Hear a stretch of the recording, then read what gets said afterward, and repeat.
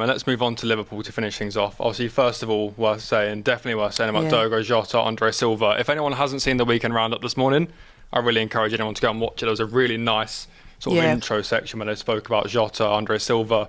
Obviously, it goes without saying that our thoughts, our prayers are with the family, the friends, the teammates. Yeah, even just Wolves the football fans, community. Liverpool fans, anyone that's affected by it. With that particular incident, or tragedy is a better word to use, that sent reverberations not just amongst football, but sport, but in general. I mean, even in the Houses of Parliament, the Prime Minister and ministers there were making statements about it. It's just sent shockwaves throughout the world. And we're still reeling from it. I mean, exactly. Yeah, it's a truly tragic situation. I think it's been amazing to see how the football community has come together. Especially, I saw the other day that Liverpool are going to pay all of his wages to his family for the rest of his contract. I mean, I'd expect nothing less from Liverpool, classy club. Yeah, no, I agree. I just feel like, I was saying to AGT, like, I know that they were both here for a short time, but the impact that they had on everybody whilst they were here, it's just like some people don't even have that in a lifetime. Do you know what I mean? So we're very lucky to have experienced two exceptional people that did a lot for their community, their club, their country, just for even people that maybe don't even watch football or watch or support Wolves or Liverpool or Portugal. And it's just very sad. I think it touched home quite a bit, but... Flex made an amazing point this morning. Obviously, it's important that they have so much life ahead of them. To be sad about that, but also to celebrate what they did do. Exactly. They've had amazing sort of impacts on loads of people's lives. Millions of people that just obviously saw the great positives that they brought to the footballing, not even just footballing community, just to the community in general. And, obviously we're missing two incredible people, and I feel really sorry for their friends and their family. And, of course. Yeah, definitely. Well said. And then sort of transfer market, we'll move on to Liverpool with what they do going forward. Obviously, it can be a really tough time for everyone involved. But the first thing that came out this morning was Luis Diaz links, I think, reportedly agreed terms with Bayern Munich. Yeah. Barcelona, I know he said before in the past, I think his dad said that he would love to play for Barcelona. Could you see him? I could, moving on. Yeah, I actually really could see Luis Diaz at Barca. Like, I just feel like that would really suit him. And for them, he's a more inexpensive version compared to someone like a Marcus Rashford, who's got very high wages, who might actually want that matched. Whereas Luis Diaz is like, he's South American, he's an admirer of Barcelona. Like, he might be more open to say, right, I'll accept not the high wages, but I'll be playing. Do you know what I mean? But it does baffle me a bit that Barca do want another winger just because of how good Rafinha and Yamal have been. Like, I'm still a bit thrown. I'm like, what happens to Rafinha then? Like, where does he play? Like, because there's no way that this guy is getting benched. He's literally had like a Ballon d'Or possibly winning season. Yeah. They went all guns blazing for Nico Williams, and now they're going for Luis Diaz. But I was speaking to AGT the other day, Laurie, and he was saying that Luis Diaz, 2 years left on his contract, he's only on something like 40,000 a year. So wow, I didn't even know that. For the sort of level of player he is, Premier League winner, it's not a lot of money. So if he's got 2 years left on his deal and Barcelona, Bayern Munich come knocking, is that something you look at? Yeah, I think if you're him, definitely. And then, of course, there's the Colombian to Spanish connections. Yeah. Yeah, listen, I think he's a very underrated player, actually. He's one of those players that we all know he's a good player. We don't quite get the love or the flowers I think he should get at times. And I think he would do well there. But then, like you guys have said, another winger there. Really got 2 that are really firing already. Yeah. I'm not so sure. But listen, if they see fit, he would be a good look. I think football's kind of plagued with people that look so much at numbers now. But watching every time Diaz plays Arsenal, he can walk away without a goal or an assist, and it's like he still was a nightmare for the whole game. Like, he might not put the numbers down, but he just doesn't stop. Like, he'll pick the ball up at left back and just he'll run through people if he has to. I feel and he's got a good work rate as well. Yeah, exactly. I was literally about to say, there's one thing you can say about him, even if he doesn't score, you can't question how hard he works. So I think as well for a team like Barca, like, that would actually be really good, especially since they kind of play a high line. They need someone who would be able to track back, maybe pick up the ball, do the unglamorous stuff that a winger nowadays is asked to do.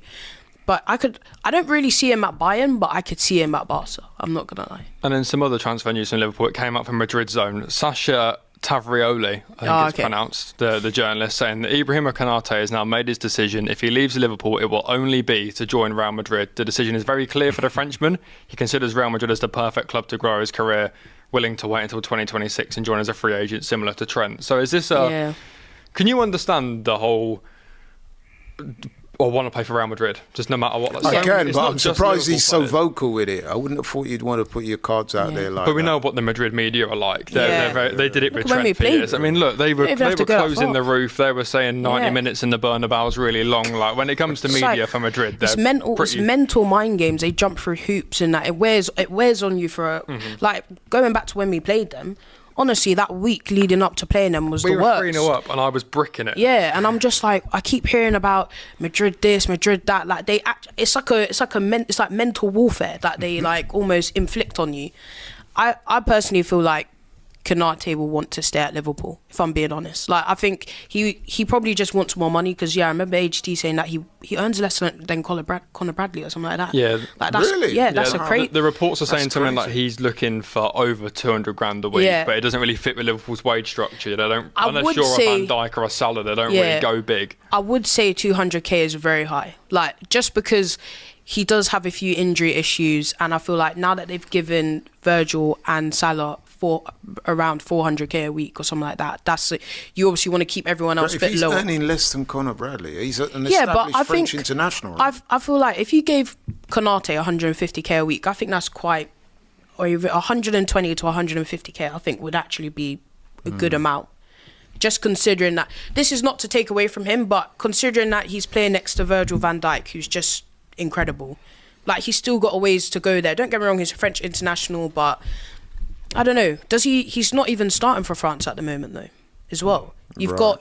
I know Upamecano's injured, but when Upamecano's back, it would really be Upamecano and Saliba who's kind of cemented himself as well. So I don't know.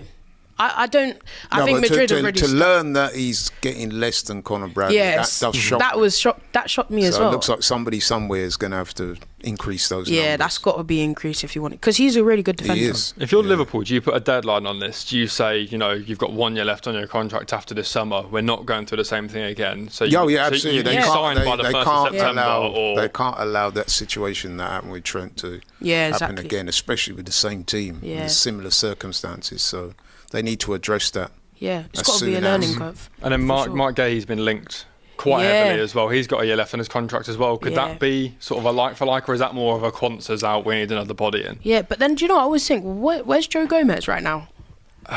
There's been rumours that he might leave. Yeah, he's sort of injured. He's right back, left back, centre back. He's one of them sort of jack of all trades, master of none at Liverpool. Maybe he wants to make his own. I don't know what type of injury he has, but I don't remember seeing him at all last season. So I don't know. It depends on Joe Gomez, but Mark Gay would be an incredible signing because he's fantastic. If you were Mark Gay, would you join Liverpool this summer, or would you run your contract down, do a year in the Europa League with Palace? Because remember, we've got the World Cup next year. So do you want to go to Liverpool, do a year behind? I think you strike while the iron's hot, because in football, we said earlier, a week is a long time in football, let alone a year. You don't know who's going to come through next season and be the next new hot thing. So if there's an opportunity for him to join Liverpool now, if I was his people and him, I would take it. But do you know what I'd say? The reason I say to Mark Gay that I'd wait is because the World Cup is next year. And I think he's got a great opportunity to go to the World Cup, but also start it. And I just feel like if you go to Liverpool, obviously at Crystal Palace, you're going to be starting every week. Like, you're a captain of Crystal Palace as well. You're starting every week. You're also going to be in Europe, which would be great for him. Whereas, like, if he was to go to Liverpool this summer, his game time is significantly reduced. Like, you're going to be rotated between you and Konate, really. Like, I don't know. I'd probably wait, and then as well he can maybe open up to see if there's any other opportunities or anybody else. But like, it kind of throws me because remember Newcastle were trying to get him as well, and now I feel like Palace are. I don't know how much Liverpool are looking to buy Gay from, but I just remember Palace being like to Newcastle now it's like 80 mil or something like that. 2 years left on his contract, and they were like, we don't care. So it's 70 mil or exactly. I think they were like, we'll give you 50 because you need to sell, and they were like, no, we don't. Yeah. Come back with 70, and they're saying sort of 50 mil now, but yeah. I think the temptation might be too much to resist, though. Yeah, it's true. It could be seen as a once-in-a-lifetime opportunity, and if you let that slip, who knows what's going to happen next season. Yeah. I mean, you saw what happened to that very unfortunate incident, Musiala. Yeah, man. Season now he's out for 4 months. And who knows if he'll ever even recover to the levels he hit previously. So I think sometimes that's the way footballers look at it. Yeah. If you get an opportunity like this, you don't want to look the gift horse in the mouth. Yeah, it's a similar situation with Eze, isn't it? with Yes, this Arsenal link, when he's sort of in his later 20s, it's kind of now or never. If you sign another 4 or 5 year deal at Palace, then maybe you're over that hill where the big clubs then don't look at you in 3-4 years' time. So maybe you need to do that now. But with regards to Liverpool, done a lot of business early. Won the Premier League at a canter. Slot's first season, didn't really spend any money at all. Now they've got Frimpong in, Kirkes in, I forgot about Florian Wirtz is in. You know, looking at Mark Gahey as well. There's talks that they're going to do a striker as well. Yeah. Nunes possibly on his way out. So Yeah. I mean, It's kind of ironic, really, isn't it? If like Liverpool don't win the title this season, having spent all that money when previously they spent next to nothing. Yeah, it's true. Chiesa was their only real signing. He didn't really make much of an impact anyway. And they went and won the league at a canter, by the way. Yeah. And then in the year that they spend upwards of 200 odd million, they don't win it. True say. But I guess they're looking like, as well, not just for next season, but for the future in general. Like, if you add in Florian Wirtz, Kirkes, Frimpong, like, that's your 2 fullbacks, and you've got one of the best young, exciting players in the world at the moment joining your team. If you don't win it next season, it's almost inevitable you're going to win it soon. Question for you two: if Liverpool's situation stays as it is, right, and we've signed Kepa, Zubimendi, Gyökeres, and let's say Rodrigo, right, or Eze, either of those two. Who's had the best transfer window? I'd say Liverpool, because they've just addressed exactly what they need straight away. But haven't we? Because if we get the left winger and the striker and the midfielder, given that Partey and Jorginho have gone, we've addressed that situation as well. And we've addressed the keeper. We've all said that we needed a backup keeper. I think Arsenal probably have that edge. It's hard to say, isn't it? If we get the really left forward solution sorted. That's a really doesn't mean tough to say question. we're going to win the title, by the way. Yeah, just saying that's that really in terms tough of question. Because let's face it, we got Zubimendi, we got Kepa. It's odds on we're going to get Gyökeres now. I think it's only a matter of days. If what we're let's get that to done be ASAP believed before we start changing our mind. Yeah. No, I think that's going to happen. Even we won't F this one up. Yeah. So then, if we get that left forward or winger, I think there's a strong case for saying Arsenal have had the best window. And that's coming from me. But don't say those curse words, man. I feel like every time I hear someone say, like, oh, they had a great window, something bad happens to them. No, but listen, if we have a great window, said that about West Ham. That's what we wanted, right? Yeah, but we said that about West Ham, though. Yeah, Flower was saying in the chat that it isn't Real Madrid's pool. It's just the fact that the players want more money. But I think with Trent, it was did he take a pay cut, or it was you come on our terms sort of thing, wasn't it? Yeah, I'm not too sure with It's Trent. with Madrid, it's not. But then with Trent though, he was offered more money, and then I remember at the time he was offered more money. He turned that down like a year before he'd even gone. And then as well, I think AGT said something like he wants to see himself as a future Liverpool captain, and obviously Virgil's going to be there for the foreseeable future. So I feel like it's not all. Don't get me wrong, money's important, but if we're going to talk about money, the Premier League clubs or Saudi are going to pay you the highest amounts. Do you know what I mean? Because they're the clubs that are. To be honest, the Premier League is the most sustainable league in terms of money and funds. Like even smaller clubs can pay high amounts. Yeah.